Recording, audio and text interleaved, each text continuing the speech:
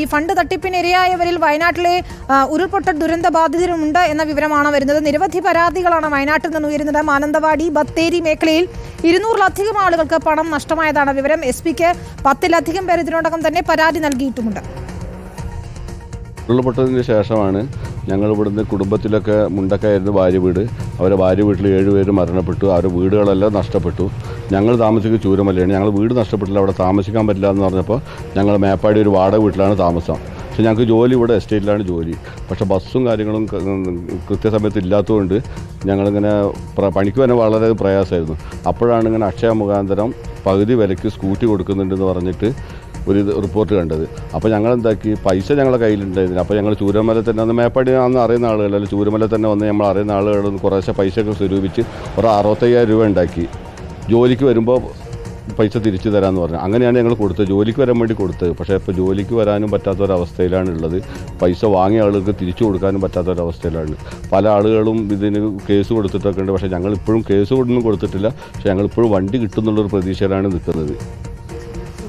ദീപക് മോഹൻ ചേരുന്നു. ദീപക്, എന്ത് സങ്കടകരമായ ഒരു കാര്യമാണ്. ഉരുൾപൊട്ടലിൽ എല്ലാം നഷ്ടപ്പെട്ട് നിൽക്കുന്നവരെ പോലും പറ്റിച്ചിരിക്കുകയാണ്.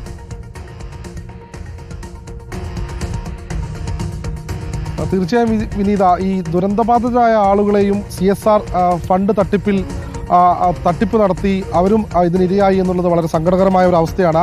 നിലവിൽ ഈ വിഷയവുമായി ബന്ധപ്പെട്ട മാനന്തവാടി, ബത്തേരി, മേപ്പാടി തുടങ്ങിയിടങ്ങളിൽ നിരവധി പരാതികളുണ്ട്. അതിൽ തന്നെ ഇന്നലെ ജില്ലാ പോലീസ് മേധാവിക്ക് 10ഓളം പരാതി ലഭിച്ചു. അതിനിടയിലാണ് ഈ മേപ്പാടിയിലെ ഉരുൾപൊട്ടൽ ദുരന്ത ബാധിതരെയും ഇത്തരത്തിൽ CSR ഫണ്ട് തട്ടിപ്പ് നടത്തിയെന്നുള്ള കാര്യം പുറത്തു വരുന്നത്. അതിൽ ദുരന്തബാധിതരായ ഒരാളുടെ പ്രതികരണമാണ് നമ്മളിപ്പോൾ കേട്ടത്.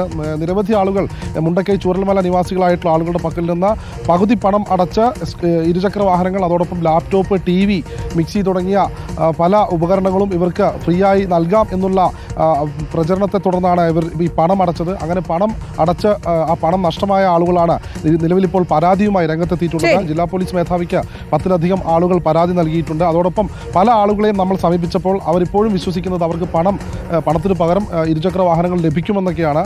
അവരോട് നമ്മൾ സംസാരിച്ചിരുന്നു. പക്ഷേ ചില ആളുകൾ മാത്രമാണ് ഇതിന് പ്രതികരണവുമായി രംഗത്തെത്തിയിട്ടുള്ളത്. ഏതായാലും ഇതുമായി ബന്ധപ്പെട്ട് കൂടുതൽ പരാതികൾ മേപ്പാടി, സുൽത്താൻ ബത്തേരി, മാനന്തവാടി തുടങ്ങിയ പോലീസ് സ്റ്റേഷനുകളിലേക്ക് ഇപ്പോൾ ഇന്ന് ചില ആളുകൾ നൽകിയിട്ടുണ്ടെന്നാണ് നമുക്ക് ലഭിക്കുന്ന വിവരം.